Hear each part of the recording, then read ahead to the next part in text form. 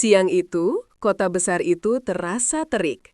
Di tengah hiruk-pikuk jalanan yang macet, berdirilah sebuah bank swasta ternama, gedung megah dengan kaca mengilap. Di dalamnya, nasabah berpenampilan rapi, mulai dari pengusaha hingga sosialita, sibuk mengantri, menikmati kesejukan pendingin ruangan.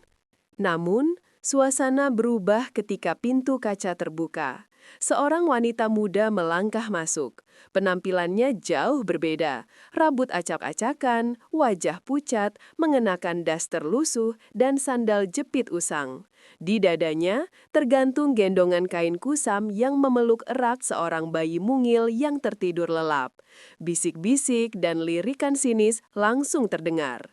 Tak lama, giliran Burani tiba di meja teller. Teller muda yang modis itu bertanya ketus, "Ibu, ada keperluan apa ya?" Burani menjawab pelan, "Saya mau tarik uang 1 juta." Si teller melirik sinis, lalu dengan nada agak keras ia berkata, "Ibu, yakin tabungannya ada isinya? Ini bukan tempat minta-minta loh." Burani menyerahkan buku tabungan lusuh. Teller itu dengan malas mengetik nomor rekening. Namun, dalam hitungan detik, wajahnya memucat, matanya membelalak, tangannya gemetar. Angka yang terpampang di layar monitor membuat seluruh darahnya seolah berhenti mengalir. Saldo R100 miliar lebih. Dengan suara tercekat, ia memanggil manajer. Saat Pak Manajer mencoba memindahkan Burani ke ruangan prioritas, seorang ibu sosialita mendekat, "Pak, masa gambel kayak dia bisa punya rekening prioritas? Jangan bikin malu bank dong." Bisik-bisik pegawai yang meremehkan membuat Burani mengepalkan tangan. Suaranya pelan tapi tegas. "Tadi saya bilang mau tarik 1 juta, tapi sekarang saya berubah pikiran. Saya ingin tarik semua tabungan saya. Saya ingin uang saya dibawa ke sini hari ini." Manajer panik, segera menghubungi kantor pusat dan menyiapkan pengawalan bersenjata. Di luar, kabar menyebar cepat. Wartawan dan kamera media mulai berkumpul. Di tengah semua kegaduhan, Burani tetap duduk tenang di kursi tunggu, memangku bayinya yang kini mulai bergerak. Matanya tajam, memandang para pegawai yang mondar-mandir panik. Tak ada lagi tawa, hanya rasa malu dan takut. Bunyi sirine terdengar. Mobil pengangkut uang dan mobil sedan hitam mewah tiba. Direktur cabang turun, wajahnya tegang. Ia membungkuk meminta maaf pada Burani. Tak lama, seorang pria tua berpakaian rapi, salah satu pemilik saham utama bank, masuk. Ia berjalan lurus ke Burani dan berkata, "Rani, kamu kesini juga rupanya. Maaf, aku baru dengar kabar." Semua membelalak. Pria itu menatap tajam para pegawai, "Dia bukan cuma nasabah prioritas, dia keluarga saya." Setelah semua uang siap dan dokumen menunggu tanda tangan, Burani tersenyum tipis. "Saya tidak akan tarik uang itu."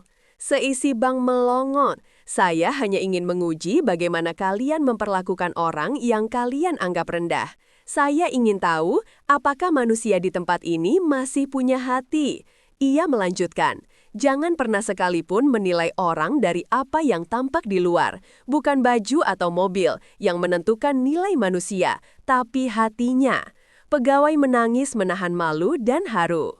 Direktur bank mendekati Burani, membungkuk dalam-dalam. "Ibu, kami berjanji, kejadian ini akan menjadi pelajaran terbesar bagi kami. Terima kasih atas teguran yang sangat berharga ini." Burani mengangguk, lalu perlahan menggendong bayinya yang kini sudah terbangun dan tampak penasaran. Paman pemilik saham berdiri di sampingnya.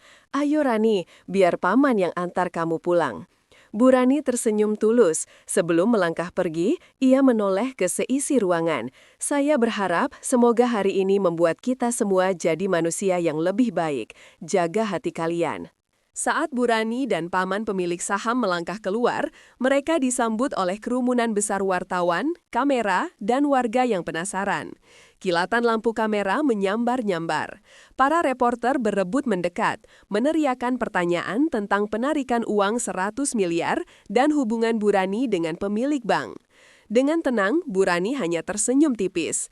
Paman pemilik saham memberi isyarat kepada pengawal bersenjata yang segera membentuk barikade, memastikan Bu Rani bisa masuk ke mobil sedan mewah tanpa terganggu.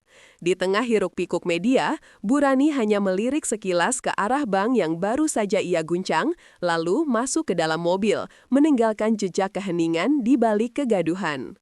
Begitu Bu Rani pergi, keheningan menyelimuti bank. Direktur segera memanggil semua staf manajemen dan teller ke ruang rapat. Wajahnya serius. Mulai hari ini, saya ingin semua prosedur pelayanan diubah total.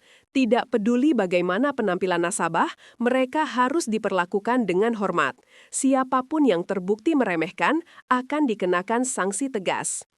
Teller muda yang tadinya sinis duduk menunduk, air mata masih membasahi pipinya. Ia memegang buku tabungan lusuh Bu Rani yang tertinggal sebentar di meja, sebuah pengingat abadi akan pelajaran paling memalukan dan berharga dalam karirnya.